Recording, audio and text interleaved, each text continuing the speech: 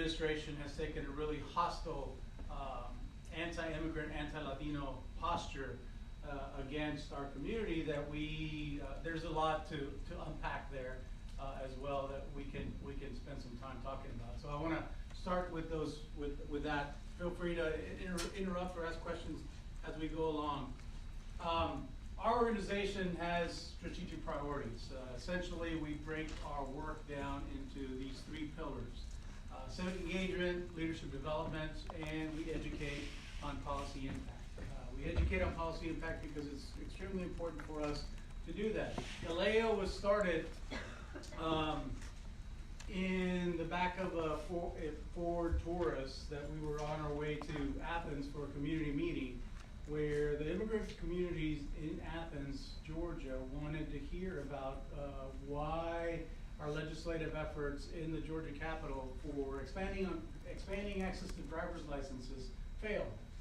We were pushing that measure. We weren't doing it as an immigrant rights measure. We were doing it from an economic development perspective, where we wanted to make sure that everybody that lived in Georgia had access to a driver's license. So number one, it increases the accountability to the rules of the road. Everybody would know the rules of the road. But also, number two, it would make Georgia more attractive for foreign nationals to come and do business in Georgia, because it'd be easier to be able to get a driver's license here, to be able to conduct business in Georgia.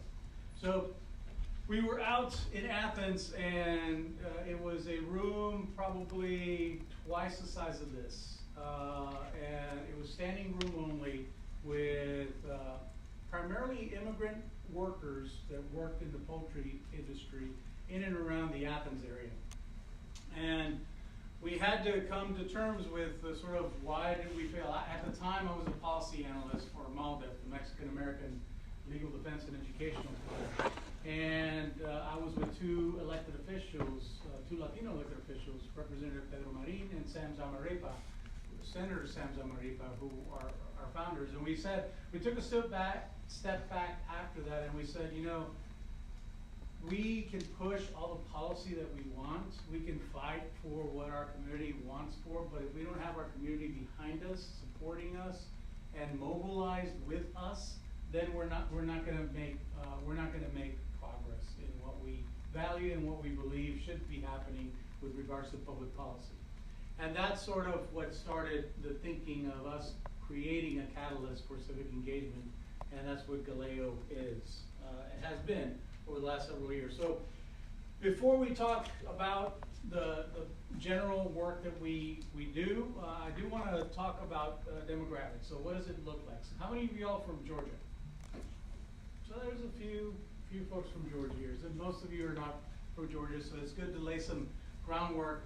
And many of you may or may not know the demographics of the Latino community, so I just want to put it into context. Approximately in the 2010 census, it's estimated that about 1 million Latinos in the state of Georgia. I think it's a little bit more, but that there was an issue with undercounting in the Latino community back then, but roughly that number is about 1 million.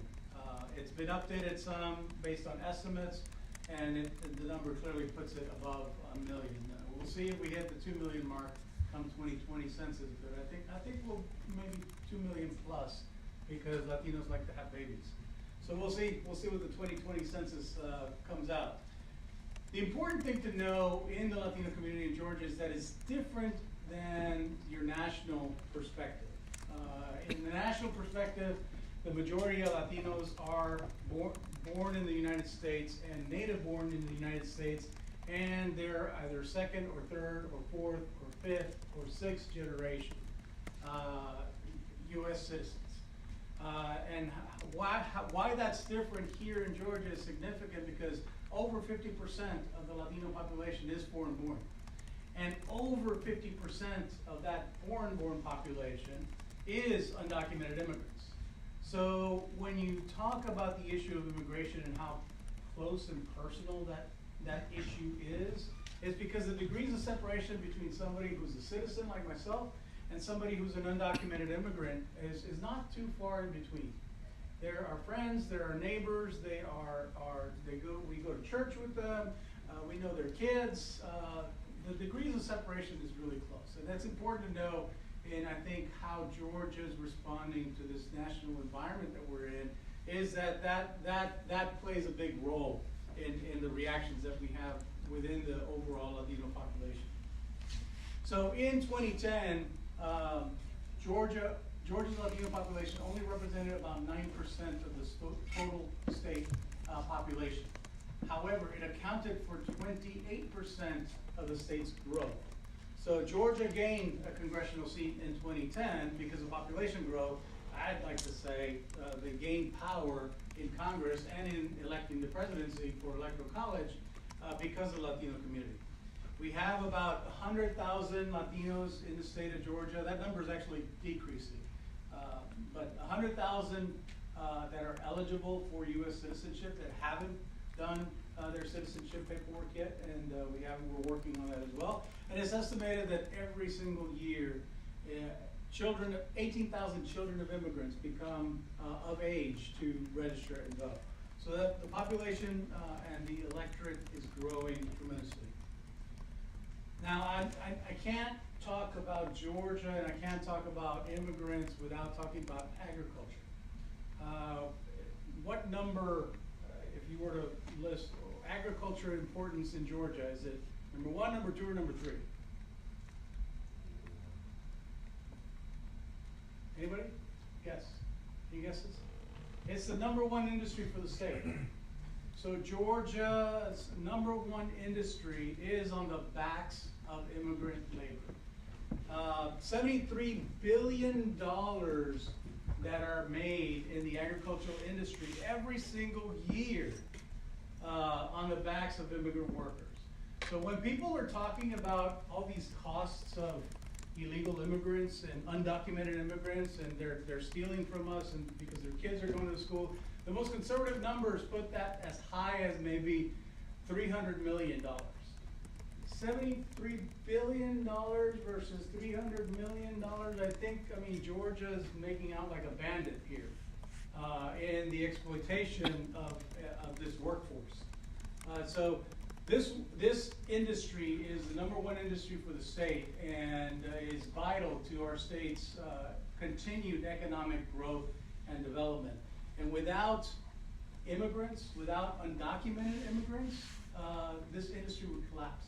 So national estimates put the population of undocumented immigrants in the agricultural industry to be maybe about 60 to 70% of the agricultural workforce is undocumented immigrants. So what would a farmer do without 60 to 70% of his workforce? The industry would collapse. So I had to bring that up because it's not just about talking about rights and human rights and immigrant rights. We're talking about economic development, which is significant in the state. So what about the power of the electorates?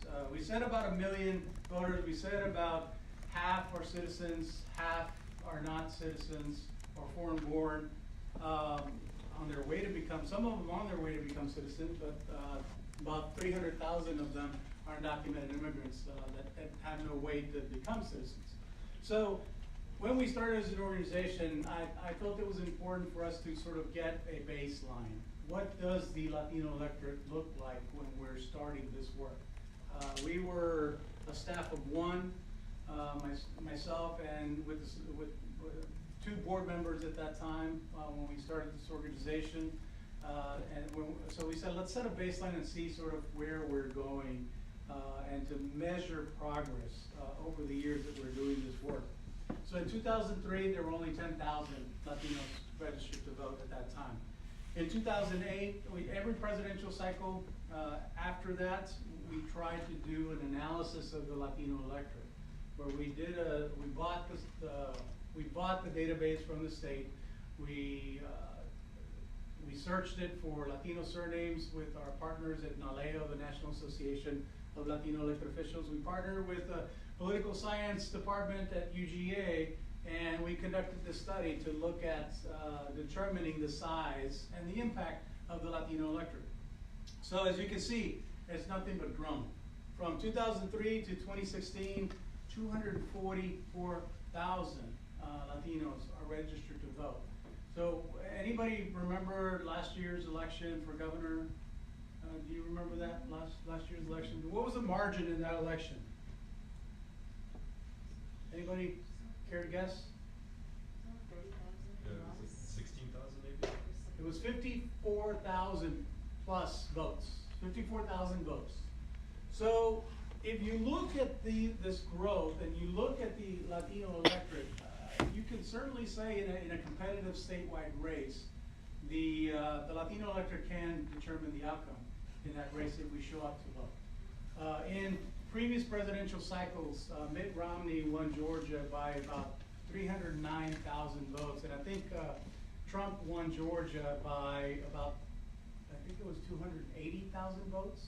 So the margin has been dwindling in these elections between Republicans and Democrats in the state. So Georgia is clearly, after the 2018 election, Georgia is a battleground state for 2020. So you all need to get ready for that if you're going to be here still, is that you're going to see lots of campaign ads because Georgia is going to be